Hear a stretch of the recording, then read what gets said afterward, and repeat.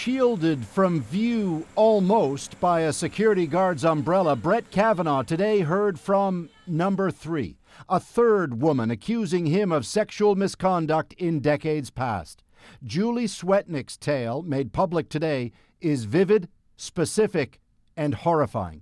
In a sworn affidavit, she says that at multiple house parties near Washington in the early 80s, she witnessed efforts by Kavanaugh and others to cause girls to become inebriated and disoriented so they could then be gang raped by a train of numerous boys.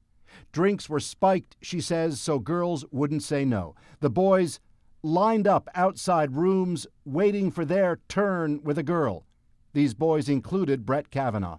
Swetnick follows 2 others now telling tales of misconduct in Kavanaugh's past. Christine Blasey Ford says he sexually assaulted her at a drunken party in '82. Deborah Ramirez says he exposed himself and forced sexual contact on her in '83 or '84. I think it's ridiculous. Trump today also called the latest accusation a disgrace and a con job. Are all 3 women lying? What's your next question?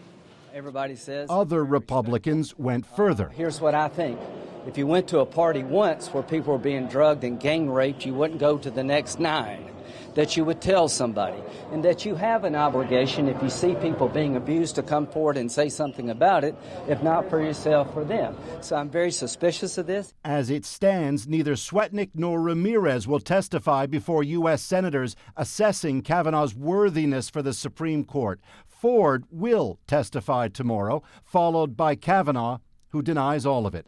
Today, he said Swetnick's accusation is from the Twilight Zone. Later, he released his opening statement for tomorrow on Ford's allegation. I was not perfect in those days, he'll say, just as I am not perfect today. I drank beer. Sometimes I had too many. I said and did things in high school that make me cringe now. But that's not why we're here. It ends with I am innocent. Because hopefully this is going to go very well on Thursday. Said Trump tonight. He still backs Kavanaugh, but like the rest of the country, he awaits tomorrow's testimony. Now, it's possible I'll hear that and I'll say, hey, I'm changing my mind. That is possible. And tonight, Adrian, word that a 4th woman and possibly a 5th has come forward. On the 4th, NBC News is reporting she describes a night in 1998 when Kavanaugh was in his early 30s after a night of drinking at a bar here in D.C., shoving her, quote, very aggressively and sexually against a wall. She says she has witnesses, including her daughter. Kavanaugh was reportedly asked about that latest allegation by Republican senators yesterday. He denied it. So, Paul, yes, this official Senate hearing is tomorrow. So much of this obviously playing out publicly now. More, as you said, emerging about Brett Kavanaugh. But Christine Blasey Ford is also getting her thoughts out tonight, it seems. Indeed. This is a copy of her opening statement tomorrow.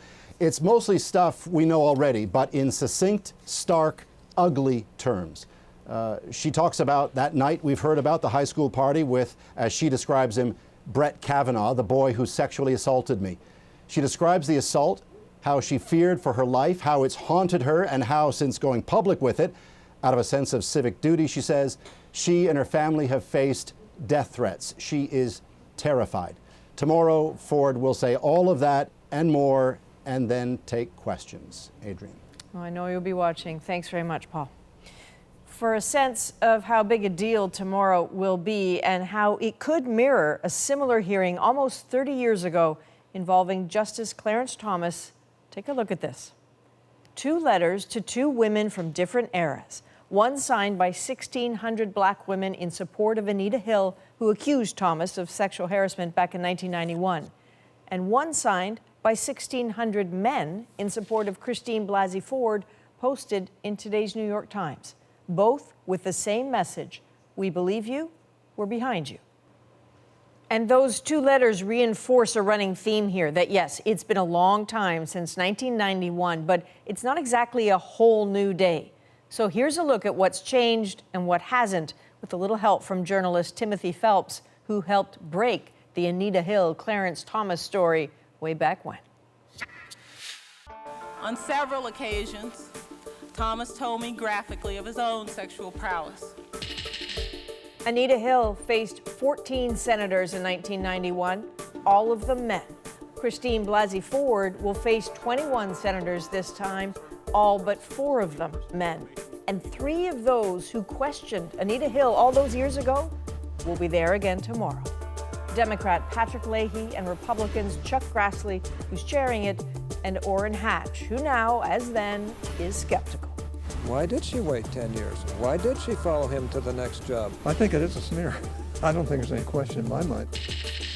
In 1991, when all those men grilled Anita Hill relentlessly, that drew fierce criticism that lingers today. This time, Republicans have called in a female outside counsel, Rachel Mitchell, who will lead the questioning. She clearly will be able to ask both sides more knowledgeable questions, more pertinent questions, than really the ridiculous set of questions that we had during the Anita Hill hearings. In Anita Hill's day, sexual misconduct certainly wasn't talked about the way it is now. The Me Too movement of this generation has overwhelmingly changed the conversation. And now, thanks to Anita Hill coming forward, everybody who works in a large company goes through sexual harassment training. And of course, we have the Me Too movement has really heightened the awareness just in the last year over the issues of sexual assault.